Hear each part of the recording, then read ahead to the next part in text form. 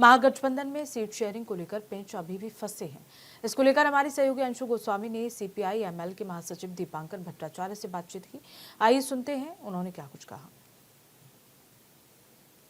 नमस्कार, आप देख रहे हैं टीएनपी न्यूज। हमारे साथ है सीपीआई एमएल के दीपांकर भट्टाचार्य जी। जिस तरीके से लगातार आपके भले ही सीटें कम रहे हो लेकिन अच्छा परफॉर्मेंस रहता है, इस बार क्या लग रहा है, उम्मीद के मुताबिक सीटें मिल पाई है? हम लोग 20 सीट से लड़ रहे हैं, पिछले बार से एक ज़्यादा। हालांकि चाहते तो थे कि कुछ और ज़्यादा सीटों से लड़ने का मौका मिले और उम्मीद करते हैं कि पिछली बार 19 में हम लोग 12 जीते थे। कोशिश करेंगे इस बार 20 में जितना मैक्सिमम जीता जा सकता है जी। तो जिस तरीके से लग रहा है कि सीट शेयरिंग को लेकर जो आपसी रंजिशें जो दिख रही है, जो भी सहयोगी दल के लोग थे उनका अब मुखर होकर भी रोष दिख रहा है, क्या लग रहा है? जो कह रहे हैं, आरोप लगाए टिकट जो चोरी हुई है, सही है? नहीं, हमें लगता है कि देखिए होता है जब इतने पार्टी मिल करके कोई गठबंधन है तो आपस में कभी कभी थोड़ा होता है।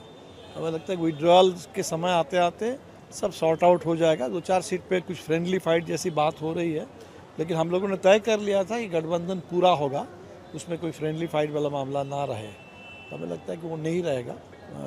नॉमिनेशन विड्रॉल के समय तक सॉर्ट आउट हो जाएगा।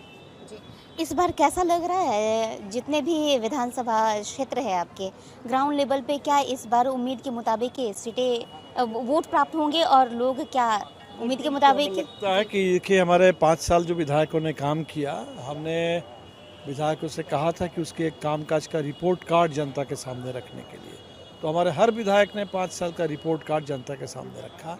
ये अपने आप में बिहार के लोकतंत्र के लिए नई बात है। जहाँ पारदर्शिता और जवाबदेही एक तरह से ख़त्म हो रही है, वहाँ पूरे ईमानदारी के साथ पारदर्शिता के साथ हमारे लोगों ने किया।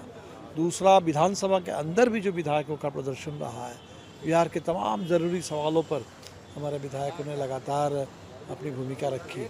लेकिन ये बात ज़रूर है कि इस बार चुनाव से पहले जो SIR हुआ उसमें बहुत सारे लोगों के नाम काटे गए और जिस तरह का अपोजिशन के ऊपर हमला हो रहा है, जैसे अभी गोपालगंज के भोरे में जो हमारे उम्मीदवार थे, उस उम्मीदवार को गिरफ्तार कर लिया गया और अभी उनके खिलाफ सज़ा सुनाने की पूरी कोशिश चल रही है। हमें उम्मीदवार भी बदलना पड़ा है।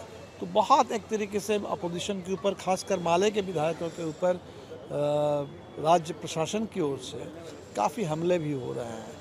तो परिस्थिति थोड़ा विपरीत है, लेकिन जनता तो बिहार में बिल्कुल बदलाव के मूड में है और मुझे लगता है कि बदलाव के पक्ष में बड़ा जनादेश आएगा और भाकपा माले उसमें बड़ी भूमिका निभाएगा। जी। एक ये लग रहा है दीपांकर जी, जिस तरीके से कह रहे हैं कि सब अब अपर कास्ट को आगे कर रहे हैं, तो पिछले वर्गों के लोगों की जो सीटें थी उसे छीन ली गई है, ये भी आरोप लग रहा है। इस पे क्या कहेंगे? कास्ट के आधार पर तो नहीं देखा है अभी तक, लेकिन ये ज़रूर है कि जहाँ तक NDA गठबंधन है उसमें जदयू को किनारे करने, जदयू को भीतर से भी घेर लेने और कुल मिलाकर के तख्ता पलट करके भाजपा की अपनी सरकार बन जाए, ये बेचैनी यहाँ बहुत ज़्यादा दिख रही है। तो भाजपा की जो सत्ता की भूख है वो तो बिल्कुल बिहार में दिख रही है और उसमें लोगों में ये डर है कि बिहार में जो सामाजिक न्याय की ताकतें थी उनको पीछे धकेल करके मनुवादियों की ओर से बिहार पर कब्जा जमाने की कोशिश है। लेकिन बिहार है, कोशिश नाकाम हो जाएगी, यहाँ वो कामयाब नहीं होगी। जी। तो जिस तरीके से लग रहा है कि ये सब कहीं ना कहीं जो आपसी लड़ाई को जनता के बीच में ला रहे हैं, क्या लग रहा है इससे इफेक्ट पड़ेगा, या फिर जनता को भरोसा है, या फिर आप लोगों को अपने काम पे भरोसा है? नहीं, हमें भी काम पर भरोसा है, जनता को भी माले पर भरोसा है और जनता को इस समय बदलाव की जनता के अंदर सख्त आकांक्षा है।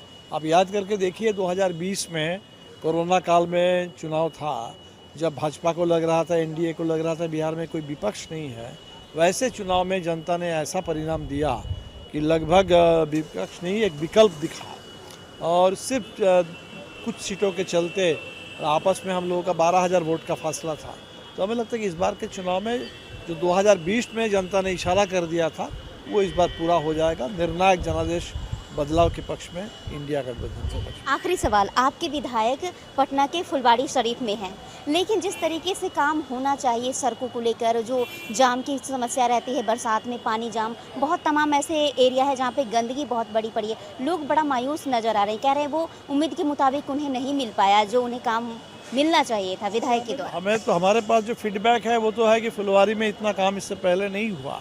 अभी ज़रूर बहुत सारी समस्या अभी भी होगी, क्योंकि ये कोई एक विधानसभा का मामला नहीं है। पूरे पटना में आप देखिए कि बड़े फ्लाईओवर बन रहे हैं, मेट्रो बन रहे हैं, हवाई अड्डे का बड़ा टर्मिनल बन रहा है, लेकिन पूरे पटना में ही जो सड़कों की स्थिति खस्ताहाल है। इसीलिए कोई एक विधानसभा की बात तो नहीं है, लेकिन हमें लगता है कि हमारे लोग मौका और मिलेगा, सरकार भी इस पर बदलेगी, बेहतर काम होगा। तो ये थे हमारे साथ CPI-ML के दीपांकर भट्टाचार्य जी, जिन्होंने हर तमाम मुद्दे पर जो आरोप लगे हैं, जो समस्या है क्षेत्र के, उन तमाम मुद्दों पर खुलकर बातचीत की। कैमरा पर्सन ब्रह्म कुमार के साथ अंशु गोस्वामी, पटना।